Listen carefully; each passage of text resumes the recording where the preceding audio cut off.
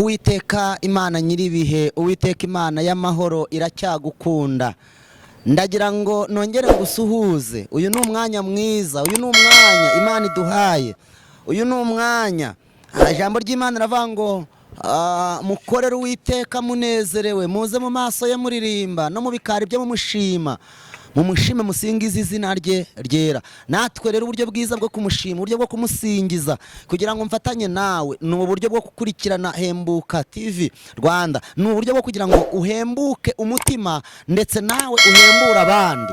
Hahandi warupfiriye, hahandi wabonaga ibyawe byabaye agaterera nzamba, aho ngaho Imana igiye kwiyerekana, igiye kwigaragaza, Imana igiye kwerekana gukomera kwayo. Imana iguha umugisha nanone wowe unkurikiye, Imana iguha umugisha wowe turi kumwe, Imana iguha umugisha wowe tubana umunsi ku wundi, Imana iguha umugisha wowe ufungura iki kiganiro ukacyumva, ukagerageza kutega amatwi iri jambo ry'Imana, ukumva ikintu Imana yantumye kuri wowe. Nukuri ngusabiye umugisha, Imana y'amahoro nikumera umugisha, Imana y'amahoro nikugirire neza, Imana y'amahoro nikuzuza imbaraga, Imana y'amahoro iguhe byinshi byiza kandi wifuza. Uyu mwanya rero ndagira ngo tuganire ku ijambo ry'Imana. Ijambo ry'Imana uyu munsi nkuzaniye ni ijambo rivuga ngo uko uri kose, uko waba uri kose, uwo uri we wese, nanone Imana iragukunda. Ndagira ngo dusome iri jambo ry'Imana dusanga mu rwandiko Paulo yandikiye Abaroma igice cya 5 umurongo wa mbere. Haravuga ngo nuko rero ubwo twatsindishirizwe no kwizera dufite amahoro ku Mana kubw'umwami wacu Yesu Kristo, Imana yacu ishimwe. Kansubire mu uyu murongo mu rwandiko Paulo yandikiye itorero ry'i Roma, yaravuga ngo nuko rero ubwo twatsindishirijwe no kwizera dufite amahoro ku Mana kubw'umwami wacu Yesu Kristo, Imana yacu ishimwe. Nshuti yanjye, ubwo watsindishirijwe no kwizera, ubwo watsindishirijwe no gukunda uwo mwami wacu Yesu Kristo, dufite amahoro, kandi ayo mahoro ni amahoro tuvana muri Kristo, umwana w'intama w'Imana. Ni amahoro tuvana muri Kristo wemeye kumena amaraso. Ubushize twaganire ku ijambo rivuga ngo ubw'Imana yemeye gutanga umwana wayo w'ikinege, ikamutanga ku bwacu twese, mbese izaburite kumuduhana n'ibindi byose. Ndagira ngo nkubwire ngo kwirirwa uhangayika, ukararurira, ukararuboroga, vango ibintu biracitse, vango rwose ukareba. Ndagira ngo nkubwire ngo ubwitimanye uwo mwana wayo, buri ikintu cy'ingenzi ni umwana. Ndagira ngo niganire nawe mubyeyi unkurikiye. Ese ibaze wowe unkurikiye ufite umwana wawe wabyaye ukunda, ibaze uwo mwana wawe n'amafaranga uyu munsi ndamutse nkubwiye ngo mpereza uwo mwana wawe ambere incungu, ese ahari wamumpa? Ntabwo wamumpa. Impamvu utamumpa ni iyihe rero? Nuko umwana wawe waramubyaye, uramukunda, kandi urukundo umukunda wumva nta wamugukuraho, wumva nta kindi kintu icyo ari cyo cyose cyakubuza umwana wawe. Hari abantu bamwe ndetse na ba nyirakuru bakakubwira bati duhereze umwuzukuru wacu aze tujye kuba turi kumwe atumara irungu, bikarangira utabyemeye. Kubera iki? Kubera ko umwana wawe uramukunda, umukunda cyane, umukunda birenze umugani wa babandi b'iki gihe, umukunda bidasanzwe. Urwo rukundo rero natwe ni rw'Imana yadukunze, urwo rukundo natwe nirwo twahejejwe n'uyu mugabo ari we Kristo. Urwo rukundo ndagira ngo utangarize ngo uri uw'agaciro, uri umuntu udasanzwe, uri umuntu wowe banza wisobanukirwe. Namaze kumenya ko akenshi impamvu abantu rimwe na rimwe dusenga tugahera mu butayu, turasenga nibyo, twirirwa duhimbaza, tukarara mu butayu, tukarara mu buvumo,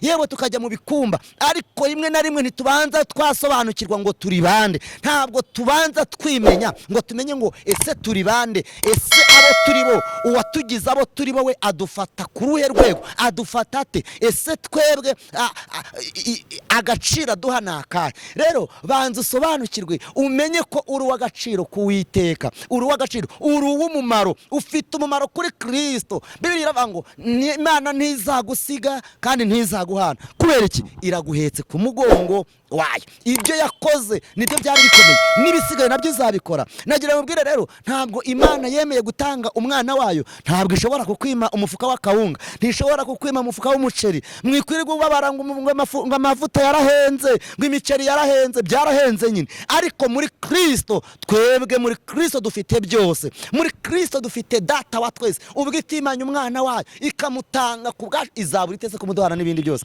None utekereza ko Imana ifite uwo mwana wayo, utekereza ko ibuze umufuka w'umuceri, utekereza ko ibuze umufuka w'akawunga, utekereza ko ibuze litiro 5 z'amavuta? Oya, Imana irabifite. Wowe izere, numara kwizera usobanukirwe ngo ndinde. Ese uwo ndi gusaba we arabifite? Kwanza banza umenye ibyo ngibyo, wanza umenye ko uri gusaba afite byose. Uri gusaba ni umutunzi. Umuntu umwe yavuze ngo usaba uwo yizeye ko yamuha ntabwo avunika. Ariko birarangije avuga ngo murasaba ntimuhabwe kubera ko musaba nabi. Uyu munsi wa none rero tekereza wibaze, ese ibyo ndi gusaba ni mpamvu kimaze umwaka, maze amezi 7, maze amezi 5, maze imyaka 6, 7 nsaba ariko nkaba ntarahabwa? Igisubizo ushobora kuza gusanga ari wowe ugifite n'ubundi mu biganza byawe. Ushobora kuza gusanga ari wowe ufite urufunguzo n'ubundi rukingura imigisha yawe. Kubera iki rero? Kubera ko uyu munsi wa none Imana ishobora kuba yavuganye nawe kwizaguha icyo wayisabye, kubera ko n'Imana ibera hose icyarimwe. We warangiza Imana kubera ko wavuganiye nayo mu rusengero, ejo mu gitondo igasanga wigiriye hehe? Wigiriye mu kabari. Ese uribwira ngo Imana izagutabarira mu kabari?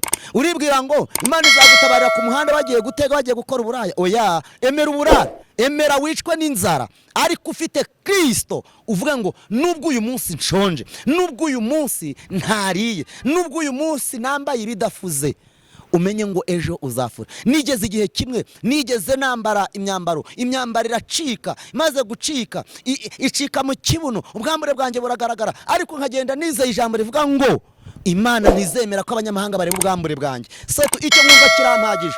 Nubwo nabonaga ko ipantaro yacitse, nubwo nabonaga ko ikabutura yacitse, nyamara biri kugenda byerera bisurera, ariko nanizeraga rya jambo ko Imana itazemera ko abanyamahanga bareba iki? Ubwambure bwanjye. Kubera ko yari yaravuganye nanjye. Nigeze nicara mu mugezi wa Nyabugogo, ndagenda ndabyibuka, ndagenda ndafura ipantaro, agakabutura nari mfite nk'agafura, nkakanika, nkongera nkasubira mu mazi, nkagenda nkicaramo. Nyamara nari mfite amaboko n'imbaraga kandi nagombaga kwiba bigashoboka. Ariko kubera ko Imana hari icyo rero avuganye nanjye, irambwira ngo nzakwambika, nzakugirira neza. Uyu munsi wa none ndayishimira Yesu, warakoze ngo haye Akabizu. Yesu we, warakoze, uri umugabo w'intwari, umukozi w'umuhanga.